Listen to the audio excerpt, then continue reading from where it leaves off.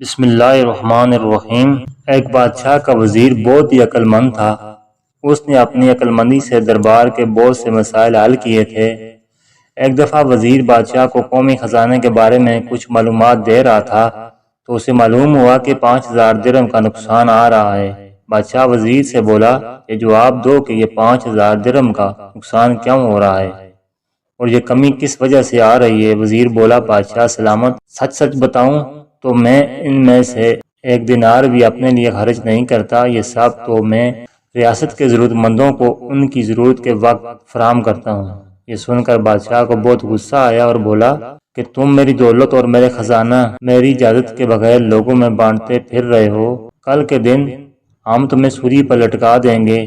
اس کے بعد غلاموں نے بادشاہ کے حکم سے وزیر کو قید کر دیا۔ بادشاہ جب رات کو سونے کے لیے لیٹا تو اسے اندازہ ہوا کہ وزیر کا گناہ اس قدر بھی بڑا نہیں ہے کہ اس کی جان لے لی جائے، زیادہ سے زیادہ اسے وزارت سے ہی ہٹایا جا سکتا ہے۔ لہذا صبح اس نے وزیر کو بلوایا اور بڑے دربار کے سامنے اس سے کہا کہ میں تمہیں جان سے مارنے کا حکم نہیں دیتا، مگر تم سے اتنا کہتا ہوں، اگر تم نے میرے 2 سوالات کا جواب دے دیا تو میں تمہیں معاف کر دوں گا اور تمہاری وزارت تمہیں واپس مل جائے گی، مگر یاد رکھو یہ سوالات تمہاری ذہنیت چیک کرنے کے لیے ہوں گے۔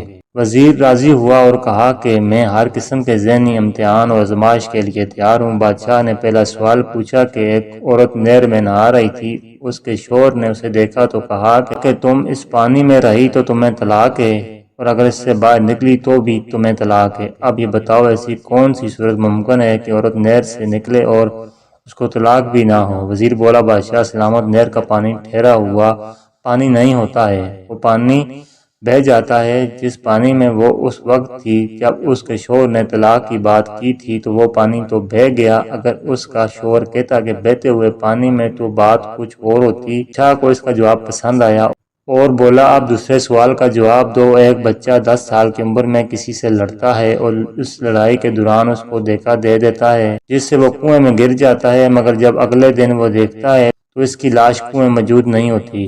پھر 15 سال کی عمر میں وہ اپنے کسی دوست سے لڑتا ہے اور اسے بھی دھوکہ دے کر کنویں میں گرا دیتا ہے۔ اگلے دن اس کی لاش بھی غائب ہو جاتی ہے۔ وہ بڑا ہو جاتا ہے اور کسی لڑکی سے شادی کر لیتا ہے۔ شادی کے بعد بیوی کے چال چلن درست نہیں ہوتے تو وہ اسے مار کر اس کنویں میں پھینک دیتا ہے اور اگلے دن دیکھتا ہے تو اس کی لاش بھی موجود نہیں ہوتی۔ 30 سال کی عمر میں کسی بدگمانی کی وجہ سے بڑے بھائی کو مار دیتا ہے اور اس کنویں میں پھینک دیتا ہے تاکہ ثبوت مٹ جائے، مگر اگلے دن دیکھتا ہے کہ اس کی لاش وہاں موجود ہوتی ہے۔ بتاؤ ایسا کیوں؟